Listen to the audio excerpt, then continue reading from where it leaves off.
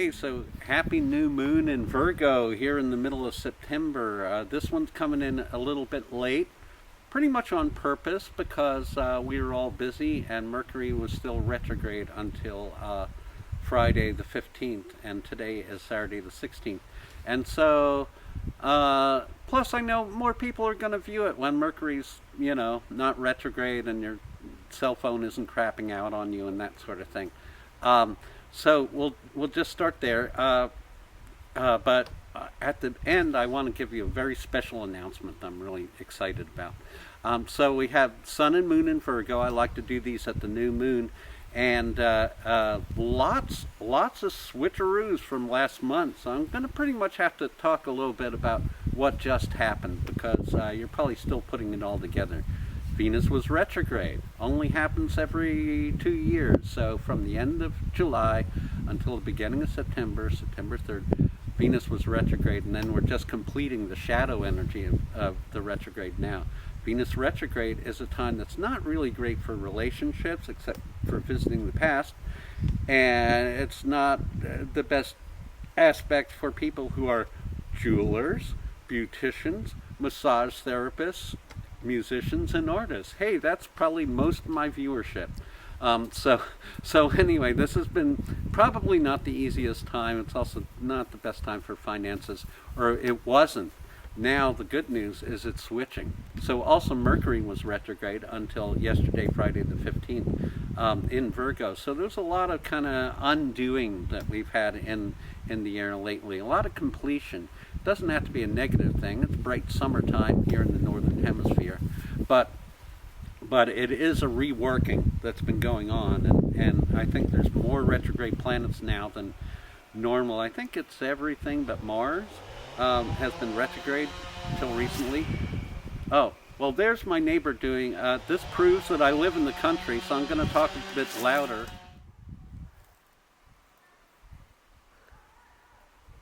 We just had a little false start proving that I live in the country. And anyway, my neighbors are very nice about, respect and all that. So, and we all run chainsaws around here. So I'm going to be talking about the stars. And guess what? When I'm done, I'll probably cut some firewood. Yeah, so we've got a bunch of cats here listening. And we're at new moon in Virgo. And that's a time to get stuff done. So sure enough, this is a time for, taking care of tasks and all that. That's in general. That's your typical Virgo stuff. But then the Sun and Moon were in trine with Uranus just now, and then also grand trine with Pluto. Well, that means that this is a month of moving and shaking and a lot of changes, a lot of unexpected changes. So we've been coming out of sort of trying to have a beautiful summer and connect with festivals and relationships and fun and all this other stuff, and then usually Virgo's a time of fun and games, but there's going to be a real switcheroo, or actually is right now by the time you hear this, in which we're moving way more into the realm of extreme changes that are going on right now. So pay attention because the deck is being reshuffled, and that has greater meaning for all of us. Now, any aspects that have to do with the planet Uranus, and it's not Uranus, sorry, it's just not. The planet Uranus has to do with the unexpected. So I've had a learning curve as an astrologer for the last 50 years and being very Uranian myself. What happens is we think, oh, okay, Uranus moving into the sign, oh, that means such and such, and I remember Uranus going into Aquarius, the jargon was around how it was going to be, bring in the new age and all this other stuff. No, Uranus always flips, so you had, at that point, you had Bill Clinton annihilating, gutting welfare on the day that Uranus went into Aquarius, really humanitarian. And so in a similar way, Uranus trine, very favorable, flowy aspect with the sun and moon right now, that's going to be a time of great change and easy movement. But what is that change? Well, that change is whatever you resist can hammer you right now, and whatever you are open-minded about and kind of looking at a new direction, the opportunities are really there this time. So it's really exciting. And over the next few days, we're also moving into Sun in trine with Pluto. Pluto's not in Aquarius right now. That will happen next winter, and I love to talk about that. I'm really looking forward to that, but that's not what you're going to stay tuned for at the end of this message. But the Sun is moving into a trine with Pluto as well. Grand trine in Earth, but the Earth magic is very much about movement right now, moving and shaking.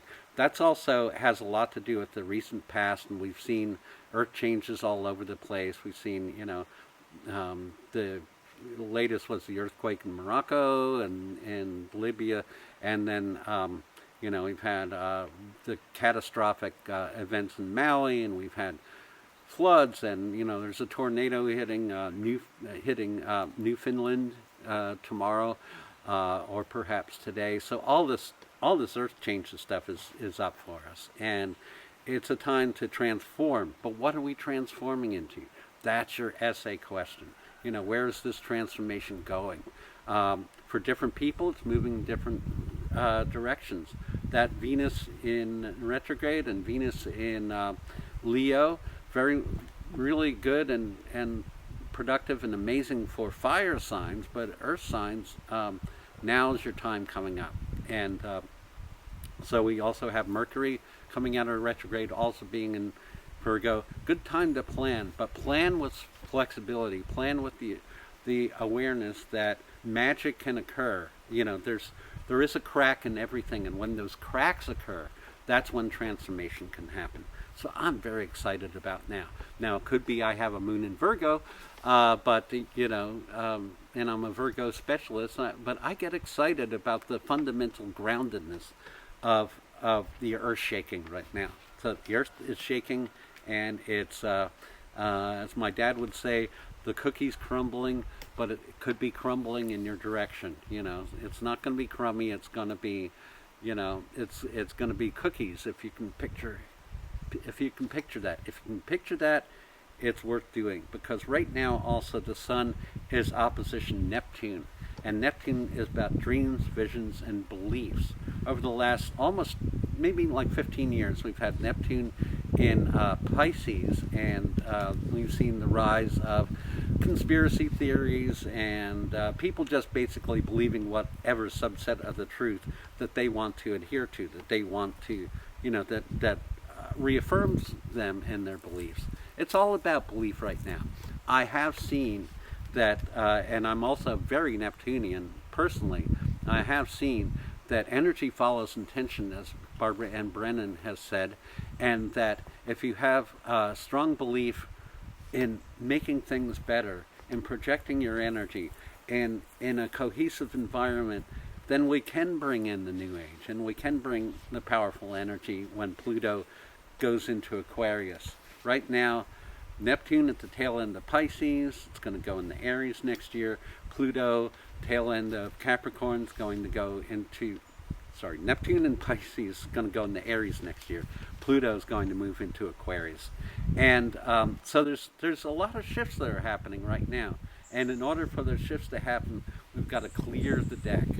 And that brings us to that we're at the tail end of a 12-fold cycle. We're at, there's actually eclipses that occur every, really twice a year. They're just solar and lunar in a pair, but we're moving into the energy that happens right before an eclipse, because the next solar eclipse, and here's the exciting development, is I'm going to talk just a tiny bit about the upcoming solar eclipse, but the next solar eclipse happens about 4 weeks from now, and the time right before an eclipse is a time of completions and doings and the endings of karma and all that.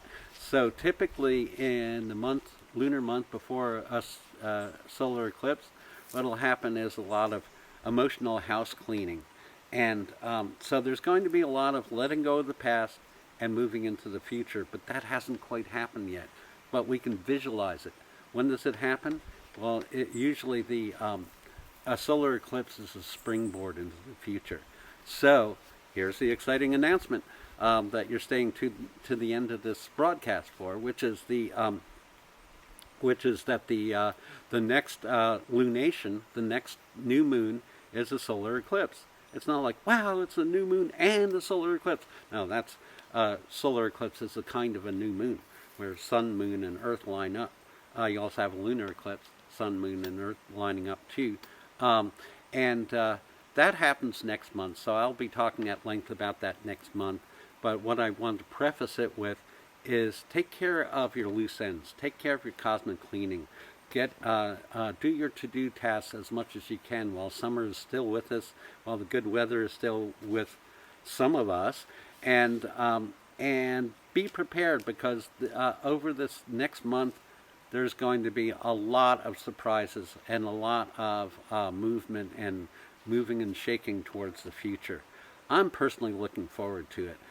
If your birthday is around that eclipse time of October 14th, that's going to be even more special. So get your personal reading right now, because we can make plans together, and I can be insightful. And I'm on a roll because the sun and moon is conjunct my moon, and my cats are checking in.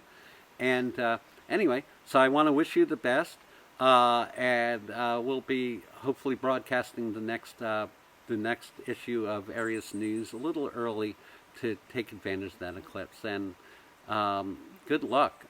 It's going to be a fine time. A lot of the obstacles are going to be removed so quickly that it's going to surprise us all. So what do you want to do with that? Let's find out.